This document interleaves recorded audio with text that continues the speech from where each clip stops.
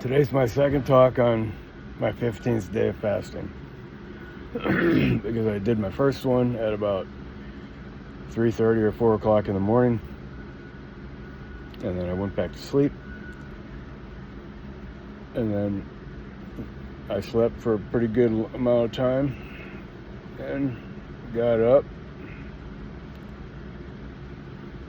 And I went and got some peppers. Peppers like out of my garden. And look, me.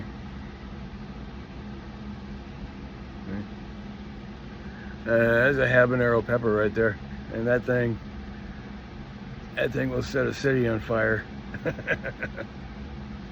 That thing right there. I'm serious. This thing is like super hot. That's why, look, I picked it up off the ground. This is when I picked up off the ground. And because I'm letting them get as big as possible. Like, if the tree wants to hang on to them or the bush wants to hang on to them, then I'll go ahead and let it hang on as long as it wants to. The bigger it gets, the better for me. But if you notice, this brown stem right here, see what the plant does is when it's time for the plant to drop the fruit, it'll cut off, fluid or juice or whatever, flows through the vine, through the stem and the vine and all that, the veins. It's like veins in your body, You bring life to your body from your blood. Life is in the blood. Well, the life is in this blood. I guarantee you. All right, but after this blood here thing, this big red beauty right here gets full and plump and ready to drop, the mother plant, because this is a baby, the mother plant will cut off the juice right here at the stem. See, that's why it's brown. It cuts it off, and then that's how it'll drop, just like castrating a pig.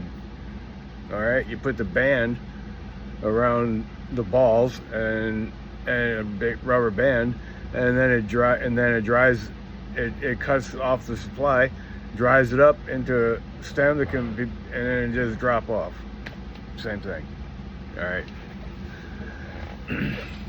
So anyway, that's what I did. I went out there and checked the ground because it's been raining a lot, and I got some tall grass and some tall foreign plants. Could call them weeds. I used to have an application tell me what everything was, because sometimes I just don't know. There's been a lot of stuff planted out there, and it could come back. Even though it was killed, life marches on. Life is hard to suppress. If you watch Jurassic Park, the very first one, and that scientist in there, he gives a good definition of life when he says something about life. That guy. He's talking about them dinosaurs, and he's making a scientific reflection upon life, because dinosaurs have life and they want to live. Well, he said life, I don't know exactly how he put it, but life is like unstoppable. Life keeps moving on. It does. All right, there's a little chunk of life right here. Hot life. That's why if you ever have a dog, or a person who's really feisty and solid in their will and got sharp teeth, got a sharp mind, got a strong hand, a lot of times they call that person or that dog or that animal Pepper. Because that's what pepper is, right? Oh, anyway. A few of them, I'm gonna dehydrate them.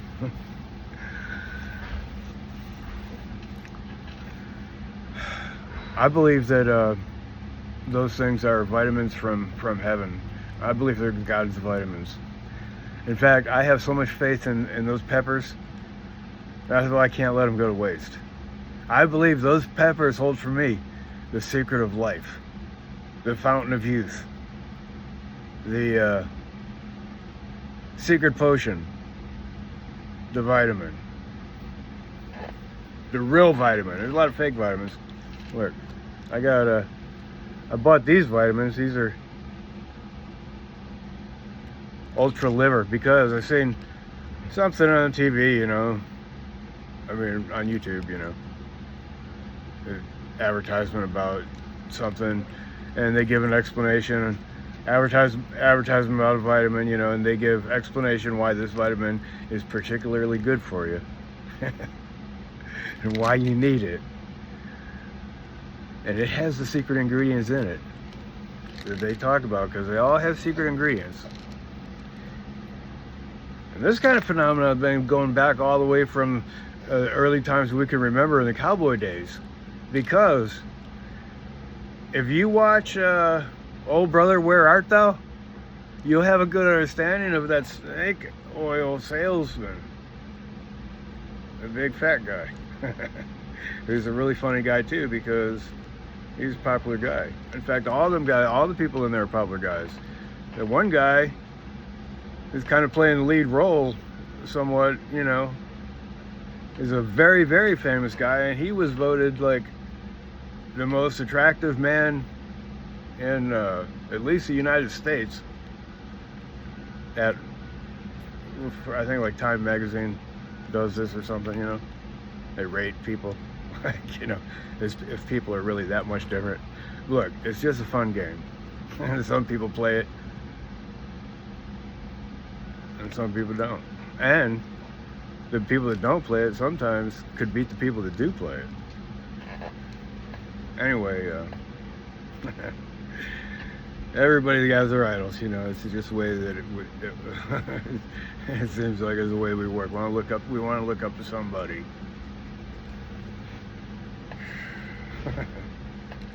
Well, I hope you can look up to me, because sometimes I think, man, especially with AI, that the actual human brain, without any kind of modification from computers and AI and stuff, because they're talking about even putting chips in your head. I'm thinking that there might come a day when people might, just like the Borg in Star Trek, people might be more than just human. They'll say, well, it's not a bad thing, we're doing this to help ourselves, just like putting on armor before you go to war. You can't be stupid. You gotta protect yourself. Look, and the thing that I've learned in my life is that we will make compromises. You might think that, no, man, you'd never take the chip to enhance your thinking process and to make you fluid like everybody else. Oh, you'll never take the drug? Yeah, well, you know what? You'll find out. Put in the right situation, you'll take the drug. You'll take the chip. You'll make the compromise. Chips and drugs. That's kind of easy to... We can see that, already.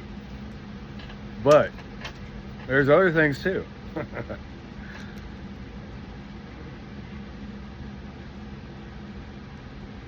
Those are two things that I'm most familiar with, because I'm technical, and and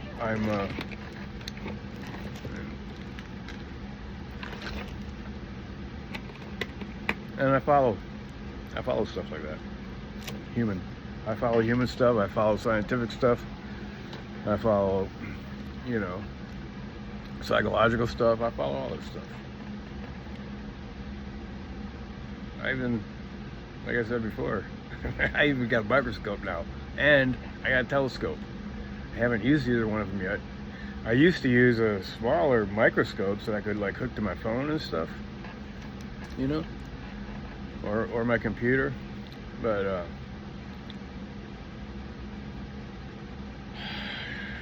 it's like you see enough to get scared. All right, you can see enough to get scared,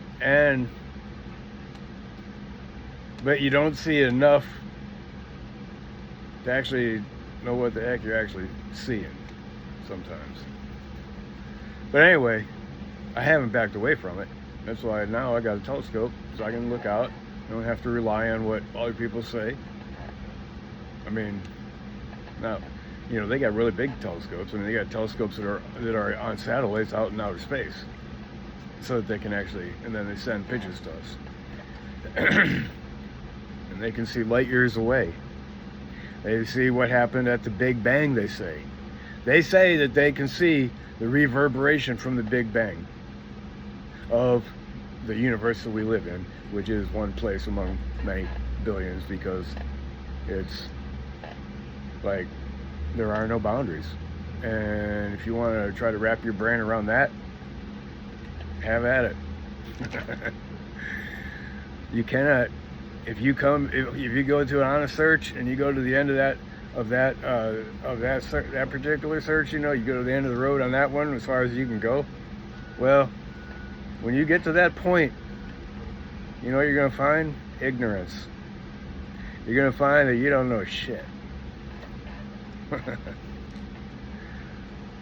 You're going to find ignorance.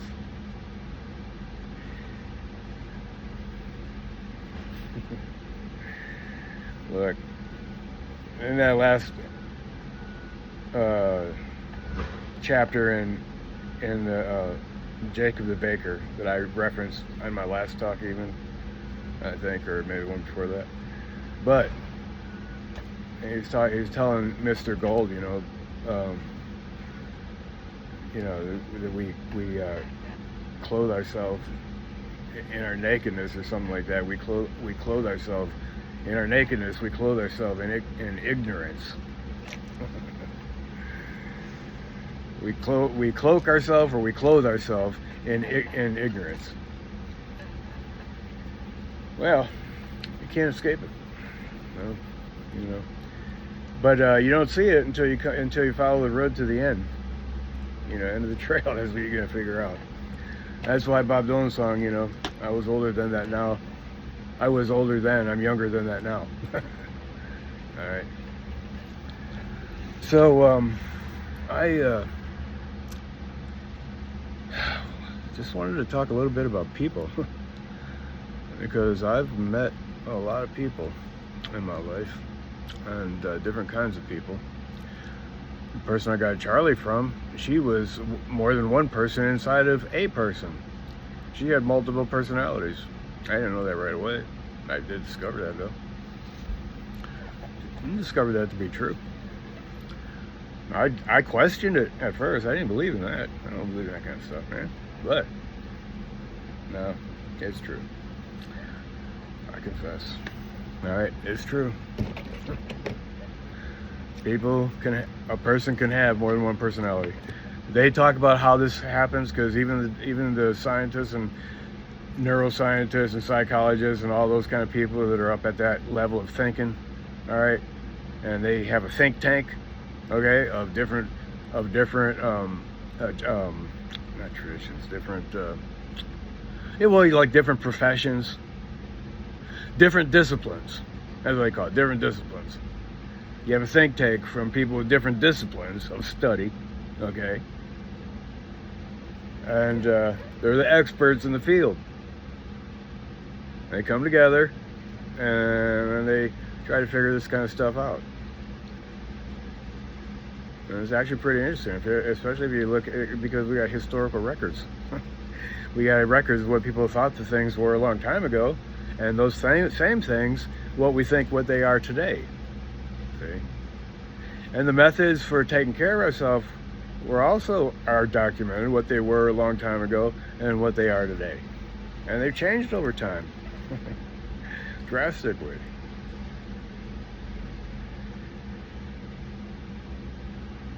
And I'm not saying that everything's been an improvement. All right. because you got to look at it in all the different stratas. You got to look at it from a sociological perspective. If you want to study one thing, like maybe war, all right. Think about what war was way back then. Think about what war is today, how we viewed it, how we handled it. Or you want to talk about something like something more medical, like dissociative identity disorder, because that's what it's called, dissociative identity disorder. And I hardly ever answer a phone number that calls me that I don't know. It really irritates me. You're bombarded all the time by misinformation and bullshit and advertisements and telling you this is something you really need, and if you don't pay attention to what I'm telling you, man, you're doing yourself a disservice, kind of deal. But anyway, I just started talking about people. I've met a lot of different kinds of people. I knew this one guy when I went to the so dissociative identity disorder. I mean, the lady I got Charlie from, she had that. And then I knew this guy in college when I was in undergraduate school. He was allergic to himself. He suffered, man, every day. He itched, constantly itching, and you could see it in his skin, over his whole body. He was allergic to himself, as he told me. We shared. There was 5 of us in like a little apartment on the campus, and us 5 lived together. All right, and he was one of them. I had another guy that I was with. He was in a wheelchair. He fell through a air conditioner cutout, a roof on a restaurant, and the air conditioner big hole where it come out of the top, but it was felt papered over, and it wasn't marked, and he fell through, broke his back. He said when he was down there, his back broke, and the kid was looking at him eating an apple, and he said he'd never forget that picture. The kid looking at him, chomping on an apple, looking at him down there, with a broken back. Anyway, he's from Stewart, in the same place that my friend Tim is right now. TJ Campo. I don't know what the TJ stood for. Probably like Ted, maybe like his dad's name, I think. His dad was an important kind of person, He had brothers. He had a big family. He was professional. Came from a professional family. He had a beautiful woman, Missy, and she stayed with him even after he broke his back. She left for a while, but she came back to him, and they were together ever since, as far as I know, because I remember we were in a circle praying, praying for Missy. Look, when he farted, he said he couldn't feel himself fart. Okay, so he didn't know if he farted or not, because he can't feel, because he broke his back or down, or his neck or something down far enough that he couldn't feel, like that much past his waist, and he couldn't move his legs, so he's in a wheelchair. And but he told me, but he always carried matches, because if you light a match, at least the sulfur from the old school matches, like I don't know if they still have them, but they used to come in a pack, and you flip the top open, then you got matches you can pull out, and they're on like cardboard with a silver tip that strikes on a striker in there, and you light them up, and then you got fire, and you blow it out, and then you can smell the slight smoke. Okay, well, that's good for taking away the smell of a fart. So he always carried a thing of matches with him.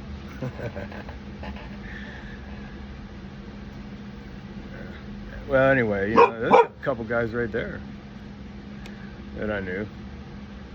And I was primarily thinking first about the guy that's allergic to himself. I can't remember what his name was anymore. I remember TJ though, because I actually went to his house before in Stewart. One time we took a road trip down there, Christmas break or something. I don't know, something like that. A special occasion, you know. We were out of school. Look, now that I actually, you know, think about it, there's just too many people for me to recall. Very, very different people. And you see, the thing is, when I was very young, I remember thinking outside the box, you might say, right? Because I was thinking, and I was just young. I was thinking, okay, like I'm thinking to myself, okay, like other people, they're thinking like I'm thinking. Well, like, so like I could be that other person. Like just like I am right now thinking I am me, I am also that other person thinking I am me. It's just kind of like a thinking outside the box. When I was really young, I was thinking about that. And that kind of truth, I found out, pervades in even the deepest of thinkers. Okay? The people that have studied the most into any certain discipline. Or all the disciplines. Or nothing that you could call a discipline, but something of their own invention. Because after all, I mean, that's where it all starts, from somebody's invention. But what I was thinking was that people are like the concept, you know, we are one. Like sometimes I think about my youngest grandson that I know of, Bryson, and he has my name as his middle name. All right, so a lot of times I was thinking, like, you know, he could be me. like I'm leaving. Okay, that's the new form right there. You know, he could be me. Now I realize it goes like this. Okay, we come from two different parents, so it's not just me. We don't just clone our own selves. Okay, so every person is a new and unique person, but they carry within themselves pieces of other people. And we got pieces of other people inside of us, see? And that is also the concept of the yin and the yang. You know? The little black piece in the white and the little white piece in the black. Like that. We have within ourselves pieces of each other. And so, you know what? I'm going to put this on pause, and I'm going to pull up that Bob Dylan song.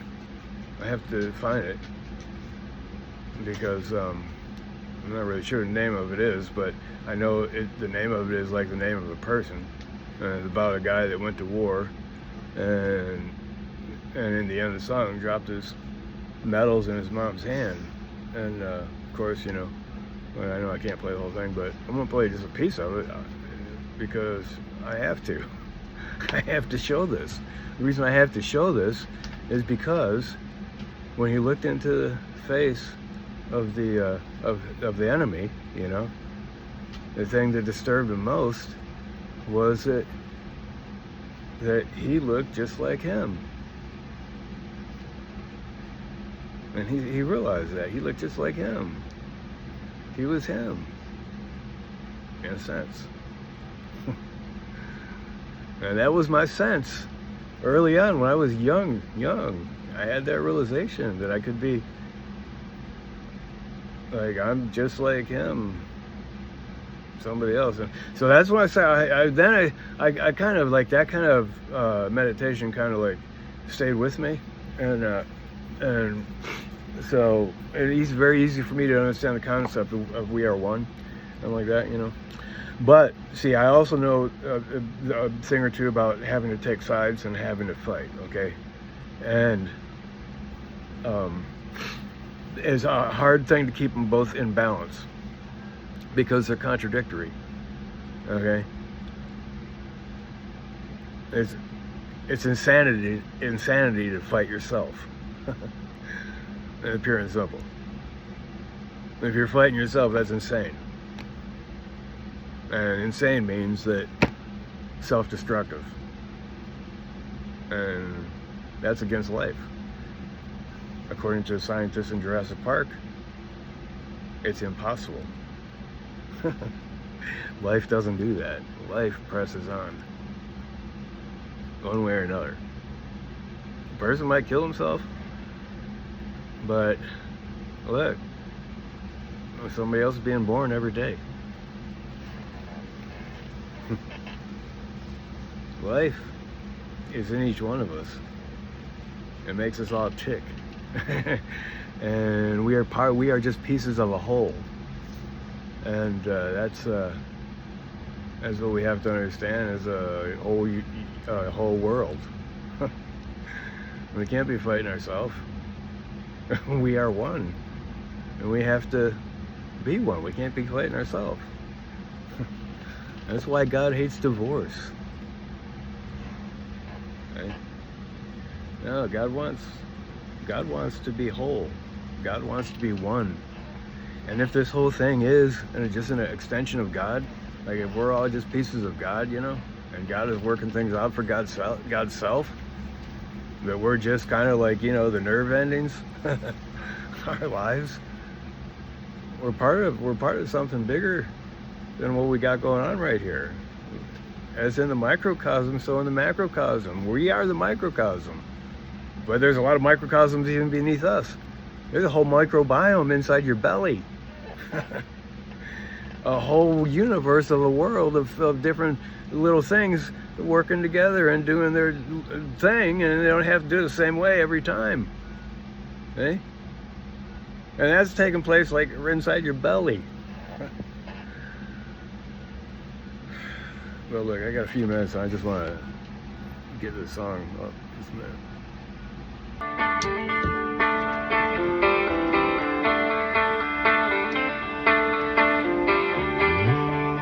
John Brown.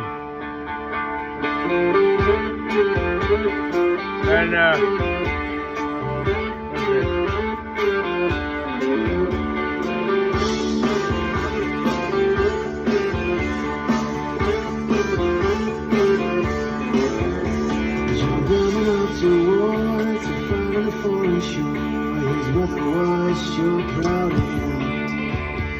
He stood so straight and tall in his uniform and all. His mother's face broke out into a grin. She said, son, you look so fine. I'm so glad you're a son of mine. It makes you proud to know you wear a gun. And you're the captain says, lots of medals you will get. We'll hang them on the wall when you get home. There's a train full out, shows mommy getting a shout. Telling everyone in the neighborhood, that's my son about to go. He's a soldier, now you know. She may well show her neighbors understood.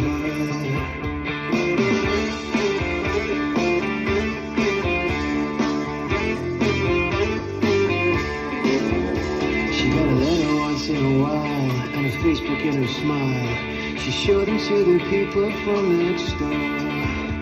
She bragged about her son in his uniform and gun. In this thing she got a good old-fashioned war. Then the letter ceased to come. For a long time it did not come. It ceased to come for about 10 months or more. Then a letter finally came, saying go down and meet the train. Your son is coming home from the war. Oh, she smiled and went right down. She looked up and all around. She could not see a soldier's son inside. But as all the people passed, she saw her son at last. And when she did, she could not believe her eyes. Oh, his face was all shut off, and his hands are blown away. He wore a metal brace around his waist. He whispered kind of slow, in a voice she didn't know. She didn't even recognize his face.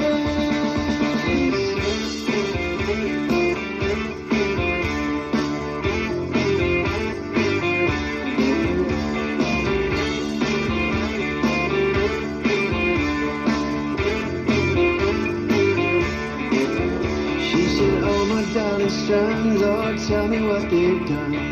How is it you came to be this way?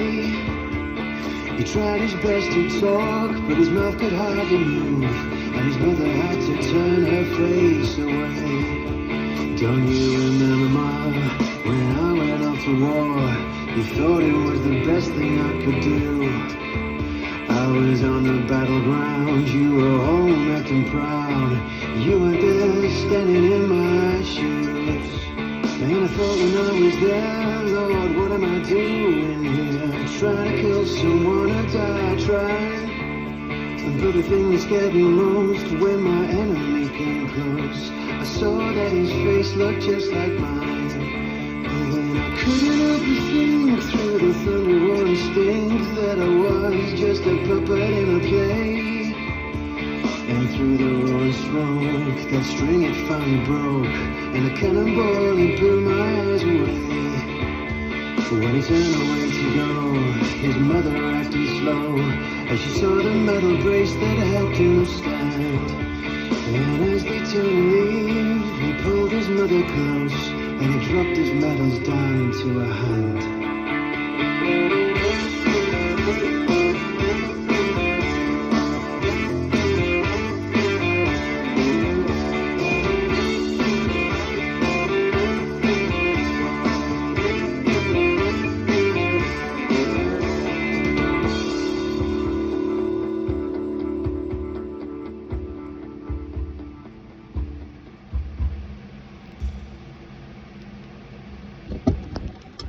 Well, that was it.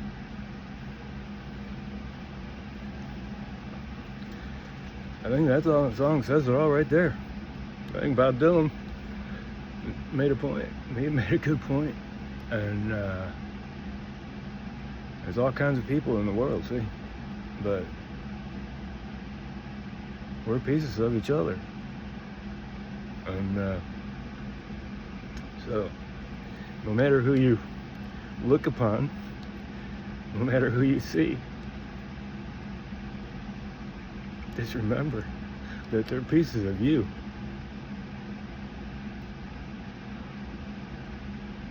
All right, bye.